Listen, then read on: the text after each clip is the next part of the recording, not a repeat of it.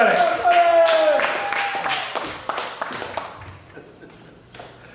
Oh, let's just have some fun, okay? So, people have been talking about their age and their parents, aging parents. That was a question earlier. My mother just turned 92 last week. That makes me old too. And she found, apparently, well, obviously, she found my YouTube channel where I have posted some of my stand-up.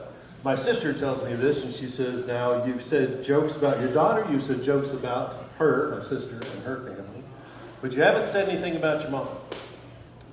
But be nice. So this is for my mom tonight. So I was born in 1958. My dad was in the Air Force. And that means I was raised and grew up in the 60s. That's right, I'm old, I know. But on base in 1964 in Tucson, Arizona, we lived on base, and my mom would take myself, I'm the oldest, my brother and my sister, with her when she went to do the grocery shopping once a month. On payday, on base at the commissary, with all the other moms and all the other children on base all at one time. It was a show.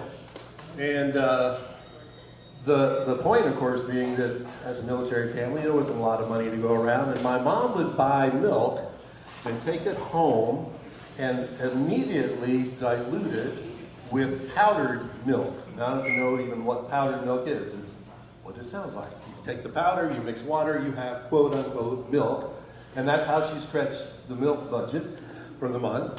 And about the end of the month, the carton would be almost, well, it would be completely that powdered milk, no real milk left, and the carton would be just about gone, so she'd have to buy another one and repeat the cycle the next month, but she did just fine with the budget. I got a little bit older and I wanted to play Little League baseball, and I did. I was big for my age, and based on my birthday, I was always the youngest, but somehow the tallest boy in all the sports that I played. I was not good at all.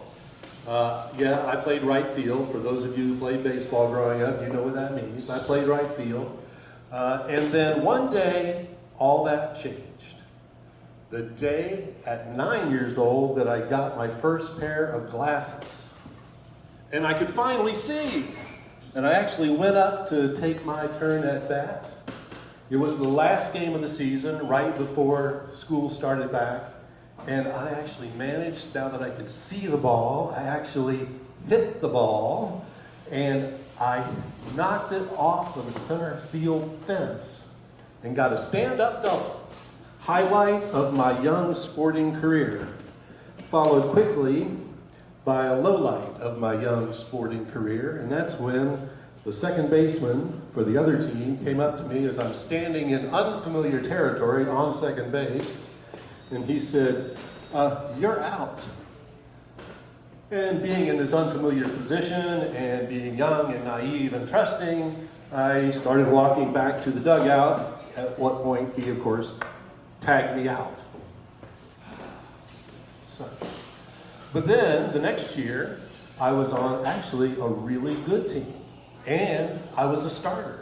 And I was a catcher. So I got to have everything that following season.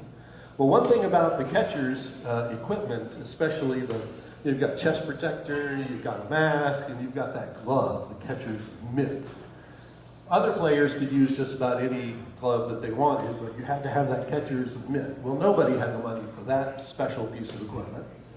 So what happened is the coach would always have in his duffel bag, he'd have bats and old used baseballs and one catcher's mitt that was brown and old and wrinkled and abused and had been stitched up many, many times.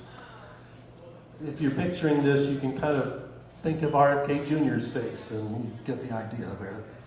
And that was the catcher's mitt.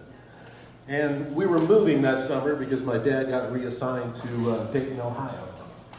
And so what happened was, it was the last game I was going to play. And this team was the best team I'd ever been on by far. We were undefeated. And it was my last game, but not the last game of the season.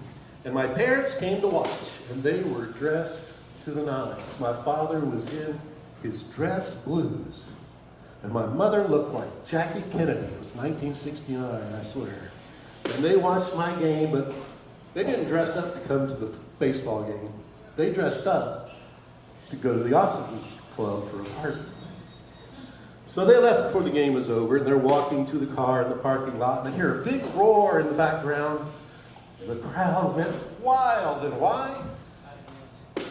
Because my best friend, his name was Roland, played for the other team. I was the tallest boy. He was by far the biggest boy. He decided to steal home and flattened me completely. I'm laying on my back, can't catch a breath, and my parents didn't even know, and they just kept on walking. And we won that game, and then I moved, and that team won the championship that season, undefeated. And a few weeks later, I got a package in the mail. I'm 10 years old, something like that. Got a package in the mail, and it was a trophy and a signed baseball from my team.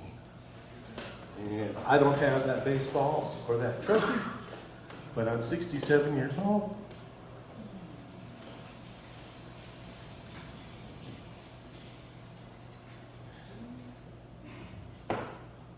And I have that memory. And I hope I always will. Sorry, not funny, but very true. Thank you.